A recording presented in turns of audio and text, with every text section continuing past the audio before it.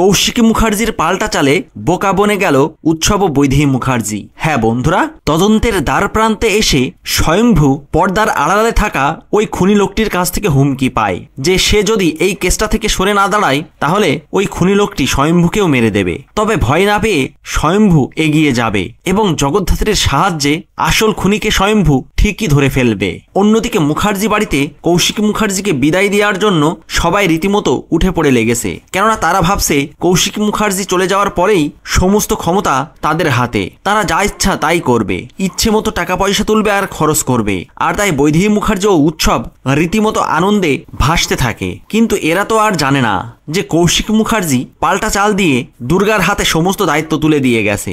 শুধু তাই না, সইয়ের যে অথরিটি সেটাও কৌশিকী মুখার্জি দুর্গার নামে করে দিয়ে গেছে। আর তাই এরা যত যাই করুক না কেন, এরা কোনোভাবেই মুখার্জি পরিবারের বিজনেসের ওপরে এদের কালো থাবা কিছুতেই বসাতে পারবে না। বরং এরা যখন জানতে পারবে বিজনেসের সমস্ত ক্ষমতা থেকে শুরু করে সইয়ের অথরিটিটাও কৌশিকী মুখার্জি দুর্গার নামে করে দিয়ে গেছে, তখন এরা সবাই রীতিমতো হতভম্ব হয়ে যাবে। এদের সমস্ত স্বপ্ন নিমিষেই ধূলিসাৎ হয়ে যাবে। হ্যাঁ বন্ধুরা, আর এই সবটাই আপনারা দেখতে পারবেন জগদ্ধাত্রী ধারাবাহিকের পরবর্তী এপিসোডে। ভিডিওটি ভালো লাগলে লাইক, শেয়ার ও সাবস্ক্রাইব করে সাথে থাকুন। ধন্যবাদ।